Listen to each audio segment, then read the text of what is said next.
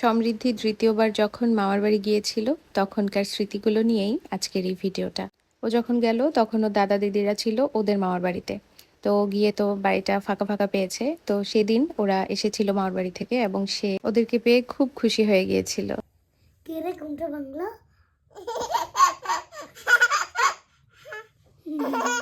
আমি বেশ কয়েকদিন ছিলাম সেবার এবং ওর বাবা আমাদেরকে দিয়ে চলে এসেছিল এবং পরবর্তীতে আবার গিয়েছিল। তো যখন ওর বাবা সেখানে ছিল না তখন ওর দিদি ভাই আমাদের সাথে ঘুমিয়েছিল। তো আর সে তো তার দিদি ভাইয়ের সাথে এত বেশি অ্যাটাচড, সে ঘুমাতে আসলেও দিদি ভাই তো আগে আগে ঘুমিয়ে যেত কারণ পরদিন স্কুল আছে, আর সে তো এসেই দিদি ভাইকে টানাটানি শুরু করতো, কম্বল ছড়িয়ে দিত, চুল ধরে টানতো। আমার কাছে ব্যাপারগুলো খুব বেশি ভালো লাগে, এই জন্য আমি সবকিছুরই স্মৃতি রাখার চেষ্টা করি। এই যে ওকে ওরা এত আদর করে এবং ও ওদেরকে এত পছন্দ করে, আমি চাই যে এই সুন্দর স্মৃতিগুলো ওদের জন্য থাকুক। ওরা যখন বুঝবে তখন ওরা যেন এগুলো দেখতে পারে। এখন ঠিক যেভাবে ভালোবাসে একে অন্যকে ওইভাবেই ভালোবাসুক সব সময়। কখনোই যেন ওদের নিজেদের মধ্যে হিংসা বিদ্বেষ কাজ না করে।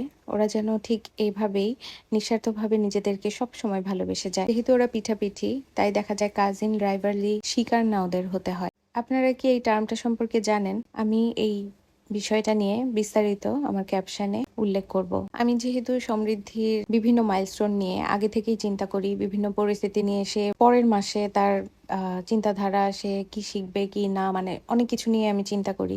তার উপরে সোশ্যাল ইফেক্ট কি হবে, মানুষের বিহেভিয়ারও নিয়ে আমি চিন্তা করি। তো এই ব্যাপারটা নিয়ে বেশ কয়েকদিন ধরে আমি ভাবছি এটাকে কিভাবে ডিল করব, সেটাই চিন্তা করছি। যাই হোক, আপনারা ক্যাপশনটা দেখে নেবেন, আশা করি কিছুটা হলেও আমার মন্তব্যটা বুঝতে পারবেন। আর এখানে সমৃদ্ধি তখন ওইবার যেটা হয়েছিল, ওর মামার কাছে যাচ্ছিল কিন্তু ওর দাদু ভাইকে দেখলেই সে কান্না করছিল। যাই হোক, ওইবার আমি আবার একটা অনুষ্ঠানেও গিয়েছিলাম, ওর বাবা ছিল না।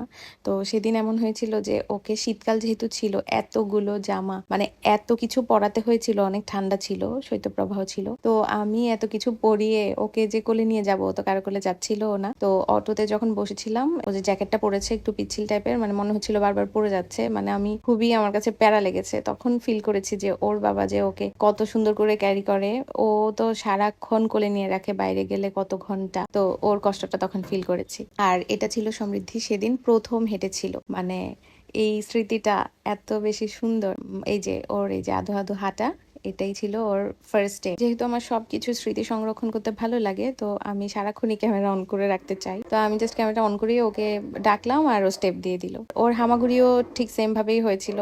হামাগুড়িতেও দেখা গেছিল যে ক্যামেরা অন ছিল আর ও হামাগুড়ি দিয়ে ফেলছে। আর তারপর আমার বাবার বাড়ির দিনগুলো ফুরিয়ে গেল। সমৃদ্ধির বাবা চলে এসেছিল আমাদেরকে নিয়ে যাওয়ার জন্য। তো আসার আগের দিন রাতে আমরা একটু রেস্টুরেন্টে যাই, কারণ আমি বাবার বাড়ি গেলেই চেষ্টা করি ওদেরকে নিয়ে একটু বের হতে, এবং এটা পরবর্তী ভিডিওতে থাকবে।